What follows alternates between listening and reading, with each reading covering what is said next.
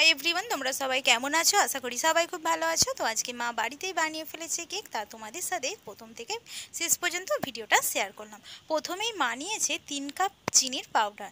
প্রথমে হচ্ছে চিনির পাউডারটাকে মেপে মেপে প্রায় 3 কাপের মতো মা নিয়েছে। আর এইদিকে নিয়েছে হাফ কাপের মতো সাদা রিফাইন তেল। এইদিকে সাদা রিফাইন তেলটা দেওয়ার পরে দিয়েছে বেকিং সোডা আর বেকিং পাউডার 1 চামচ করে, দিয়ে ভালোভাবে এটা মিক্স করে নিচ্ছে। তারপরে যে উপকরণটা নিয়েছে সেটা হলো ময়দা। ময়দাটাকে হচ্ছে প্রথমেই ভালোভাবে চেলে নিচ্ছে। ময়দা নিয়েছে 4 কাপ।